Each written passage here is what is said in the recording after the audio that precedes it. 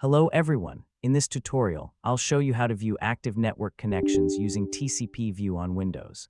First, open TCPView and wait a few seconds for all active connections to load. Now you can see a list of running processes and their network connections in real time.